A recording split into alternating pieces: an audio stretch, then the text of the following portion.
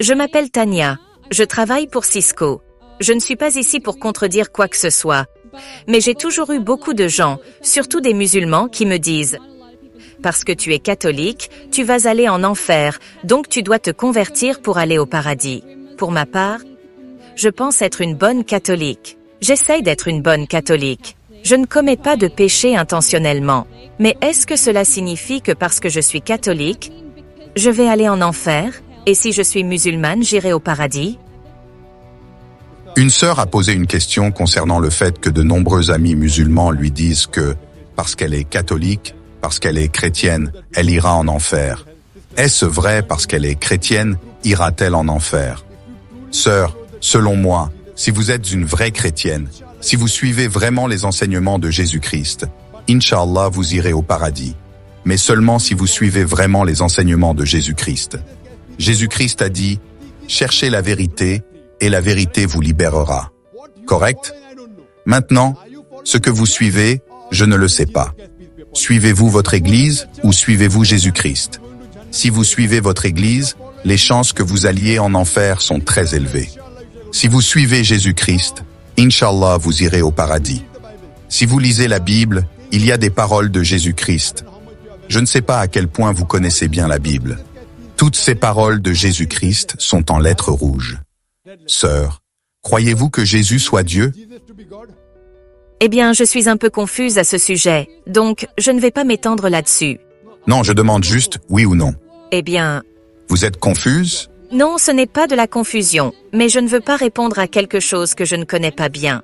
Je ne dis pas que vous savez ou non, sœur. Je ne dis pas que vous ne savez pas. Mais vous croyez en quoi? Bon, d'accord, je crois qu'il est Dieu. Sœur, laissez-moi vous dire une chose.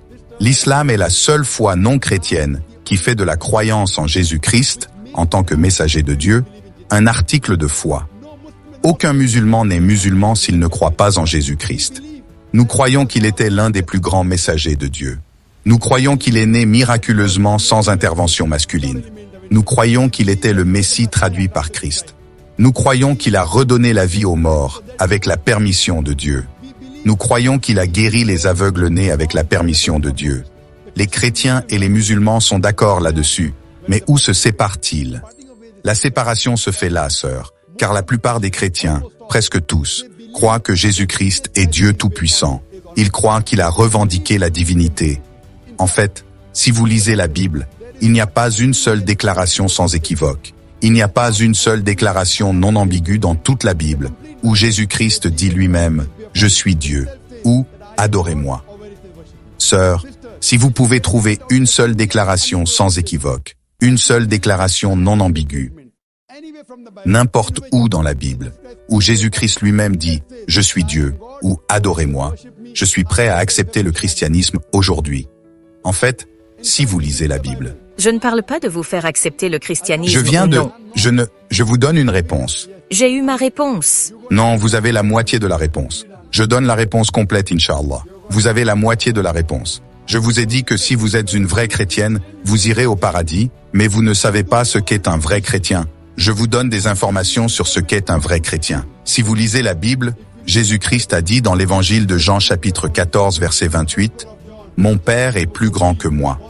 Évangile de Jean chapitre 10 verset 29, « Mon Père est plus grand que tout ». Évangile de Matthieu chapitre 12 verset 28, « Je chasse les démons par l'Esprit de Dieu ». Évangile de Luc chapitre 11 verset 20, « Moi, par le doigt de Dieu, je chasse les démons ». Évangile de Jean chapitre 5 verset 30, « Je ne peux rien faire de moi-même. Je juge selon ce que j'entends, et mon jugement est juste, car je ne cherche pas ma volonté, mais la volonté de celui qui m'a envoyé. Quiconque dit qu'il ne cherche pas sa volonté mais celle du Dieu Tout-Puissant est un musulman. Donc Jésus-Christ a soumis sa volonté à Dieu. Il était musulman. Il n'a jamais dit qu'il était Dieu. C'est clairement mentionné dans l'évangile de Jean chapitre 14 verset 24.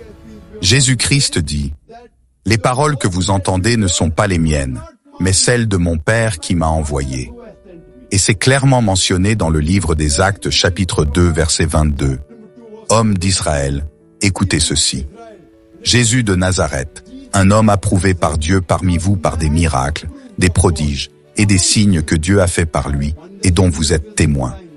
Donc Jésus-Christ est un homme approuvé par Dieu. Parmi vous, par des miracles, des prodiges et des signes, que Dieu a fait par lui et dont vous êtes témoins. Donc de la Bible, vous savez que Jésus-Christ était l'un des messagers les plus aimés du Dieu Tout-Puissant. Nous l'aimons, nous le respectons. Suivons-nous ses enseignements? Si vous comparez ce que Jésus-Christ a dit dans la Bible, je vous ai dit hier que nous, les musulmans, nous suivons plus les enseignements de Jésus-Christ. Jésus-Christ, selon l'évangile de Luc, a été circoncis le 8e jour. Nous, musulmans, pratiquons la circoncision. La plupart des chrétiens non. Jésus-Christ a dit, vous devez suivre chaque loi. Évangile de Matthieu chapitre 5 verset 17. Tout ce qui est dans l'Ancien Testament, vous ne pouvez pas briser une seule loi ou un seul iota ou un seul trait de lettre. Comme mentionné dans mon discours, c'est mentionné dans le livre du Deutéronome chapitre 14 verset 8, dans le livre d'Isaïe chapitre 65 verset 2-5 et le livre du Lévitique chapitre 11 verset 7-8 que vous ne devez pas manger de porc. Nous, musulmans, ne mangeons pas de porc, mais la plupart des chrétiens en mangent.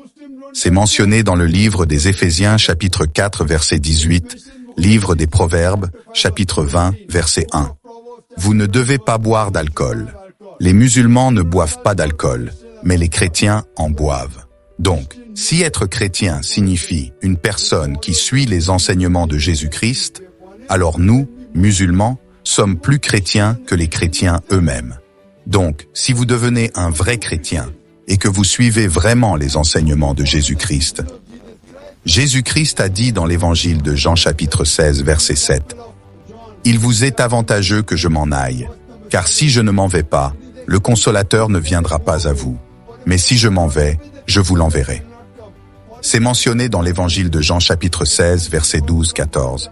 Jésus-Christ a dit, « J'ai encore beaucoup de choses à vous dire, mais vous ne pouvez pas les porter maintenant. Mais quand il viendra, l'Esprit de vérité, il vous guidera dans toute la vérité. Car il ne parlera pas de lui-même, mais tout ce qu'il entendra, il le dira, et il vous annoncera les choses à venir. Il me glorifiera. » Citation textuelle de la Bible, version King James. Donc, Jésus-Christ prophétisait la venue du dernier et du dernier messager, le prophète Mohammed, paix soit sur lui. Si vous êtes un vrai chrétien, si vous croyez vraiment en Jésus-Christ, vous devez croire au dernier et dernier messager, le prophète Mohammed, paix soit sur lui.